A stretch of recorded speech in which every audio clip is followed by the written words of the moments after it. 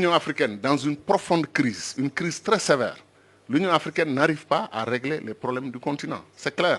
Ce que l'Union européenne arrive à faire pour l'Europe, l'Union africaine n'arrive pas à le faire pour l'Afrique. Et l'Union africaine vient à Bruxelles pour chercher de l'argent, pour aller, comme disait, apporter des solutions africaines aux problèmes africains. Ça fait sourire. Comment on peut apporter des solutions africaines aux problèmes africains avec l'argent européen? Il faut que les Africains financent leur sécurité et financent leur développement. Et nous avons, Dieu sait que nous avons les moyens, nous sommes le continent le plus riche du monde. Un tiers des ressources naturelles prouvées sont en Afrique. L'Afrique va être le continent le plus peuplé, et la bonne nouvelle, c'est que c'est peuplé de jeunes. Quand l'Europe vieillit, l'Amérique vieillit, l'Asie vieillit, l'Afrique, par la grâce de Dieu, rajeunit. Nous sommes 1 milliard d'Africains, dont plus de 60% de jeunes. Et dans moins de 30 ans, on sera 2 milliards d'Africains, dont une grande majorité de jeunes. Maintenant, les jeunes, c'est un atout qui peut être une bombe. Si nous nous débrouillons pour avoir la même Afrique, désunie, hyper balkanisée, avec 50 et quelques États, une Afrique pauvre dans un continent le plus riche du monde, ces jeunes-là vont devenir un problème au lieu d'être un atout.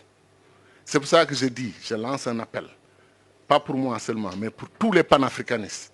Il faut élire des dirigeants panafricanistes dans nos pays. L'exemple de Wade, Kadhafi et Obasanjo l'a prouvé. Des dirigeants non panafricanistes ne vont pas parler du futur de l'Afrique. Ils vont nous faire rêver en nous faisant croire qu'il est possible de bâtir l'Afrique sans l'unité. Ce n'est pas possible. Ou bien ils vont parler de l'unité du bout des lèvres et ils vont pratiquer autre chose. Nous sommes aujourd'hui dans une situation de non-développement, de développement arrêté, parce que nous sommes divisés. Le Sénégal, la Gambie, la Guinée-Bissau, ce n'est pas possible, ça ne peut pas continuer. Il faut que ces trois pays, plus le Mali, plus la Mauritanie, plus la Guinée-Conakry, plus les autres pays de l'Afrique de l'Ouest, pourquoi on ne crée pas une union politique en Afrique de l'Ouest avec un gouvernement régional, fédéral? Pourquoi on ne peut pas le faire?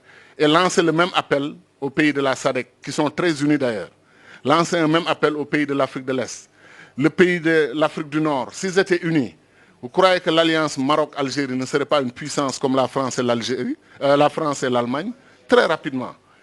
Mais chacun est dans sa situation avec les mêmes difficultés et on passe notre temps, chacun d'entre nous est un obstacle pour le développement de l'autre. Vous imaginez que le Mali a 7 frontières. 7. 7 pays empêchent au Mali de voir le soleil, c'est-à-dire de voir la mer et d'accéder. Vous avez la Guinée, territoire Sénégal, Mauritanie, Côte d'Ivoire, Burkina Faso, Niger, Algérie. Quand 7 pays vous encerclent et chacun prétend être un pays souverain qui contrôle ses frontières, mais ils vous étouffent, ils vous empêchent de respirer. C'est pour ça que nous disons, on peut aller rapidement, au moins, à défaut d'avoir les États-Unis d'Afrique, qu'on ait des gouvernements d'union au plan régional, étape vers les États-Unis d'Afrique. Qu'est-ce qui nous empêche d'avoir une monnaie commune? Le franc CFA, là, 14 pays le partagent, en Afrique centrale et en Afrique de l'Ouest. Faisons-en la base d'une monnaie continentale. Parce que si le franc CFA s'allie avec le Nigeria, et on change le nom, on ne l'appelle plus franc CFA, c'est clair. Le mot franc disparaît au moins. Hein, on crée une monnaie africaine commune. Il ne faut pas démanteler ce qui existe et qui fonctionne pour quelque chose dont on rêve. On prend ce qui existe, on l'améliore et on l'élargit au Nigeria, au Ghana. Dès qu'on le fait, on a presque un tiers des pays africains qui partagent la même monnaie. Mais c'est une base pour tendre la main aux autres. Kadhafi, avant lui, Nkrumah, on parlait de Banque centrale africaine il y a 50 ans. Banque centrale africaine, monnaie commune africaine, constitution, citoyenneté africaine, armée, défense commune africaine, diplomatie commune africaine, commerce extérieur africain. C'est pour ça que je dis que quand on a mis Nkrumah de côté, après on a organisé le coup d'État, on s'est retrouvé avec un faux paradigme qui a fait que même les pays africains les plus avancés, comme la Côte d'Ivoire, sont retombés après dans la situation que l'on sait. Est-ce que vous savez que les Malaisiens allaient en Côte d'Ivoire pour dire aux Ivoiriens, dans les début des années 70, nous voulons être comme vous?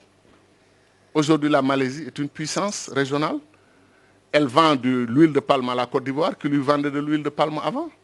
La Corée du Sud, qui avait 1,5 milliard de dollars, 1,5 milliard de dollars de PIB égal au Sénégal, a aujourd'hui 1500 milliards. Le Sénégal a 15 milliards de PIB. Et la Corée du Sud a un niveau de développement équivalent à 25 pays d'Afrique qui sont regroupés dans le marché commun de l'Afrique du Nord, de l'Est et du Sud. 25 pays d'Afrique. Mais pourquoi? Parce qu'ils ont eu le bon leadership, et ils ont appris à être un État depuis 5000 ans. Nous, on apprend à être un État depuis 50 ans. Et des États qui posent problème parce qu'ils n'ont pas de frontières reconnues et acceptées par les populations. Les Africains, les populations sont panafricaines. Ce sont nos dirigeants qui ne sont pas panafricanistes. C'est eux qui bloquent l'unité de l'Afrique. C'est eux qui bloquent l'avancée de l'Afrique. Chacun veut être président de la République avec cortège, escorte, nommer des ambassadeurs, nommer...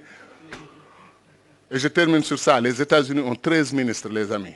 13 ministres. Première puissance du monde. L'Afrique a plus de 2500 ministres. C'est la vérité. Comptez 30 ministres par pays, ce qui est faible d'ailleurs. Et vous multipliez par 50 pays, 1500. Comptez 40 ministres par pays, multiplié par 50, vous êtes à 2000. Et on est 54 États. Et si on les suit, ils vont détacher l'Azawad du Mali, ils vont détacher la Casamance du Sénégal. On va continuer l'hyperbalkanisation de l'Afrique. Il faut arrêter ça. Il faut arrêter ça. Il faut arrêter ça. Il est temps d'aller à l'unité. Pour des questions de survie, d'abord du continent. Et ensuite pour des questions d'ambition, que l'Afrique fasse partie des puissances du monde dans 10 ans, 20 ans, à côté de la Chine, qui est un pays aussi pauvre que nous, à côté de l'Inde, qui est un pays aussi pauvre que nous, à côté du Brésil, qui est un pays aussi pauvre que nous. Comment chacun d'entre nous peut faire face à la Chine, faire face à l'Inde, faire face au Brésil, faire face aux États-Unis? Voilà les 4 pays qui vont diriger le monde dans 10, 20 ans. 3 d'entre eux, sont des fédérations. 3 d'entre eux. Et le 4e est en fait, je n'ose pas le dire parce que j'ai trop d'amis en Chine, mais la Chine est un conglomérat de réalités nationales différentes, mais ils se sont unis. Voilà donc pourquoi on a tout intérêt, 1, à intégrer notre diaspora dans le processus de développement, et 2, à aller à l'unité politique.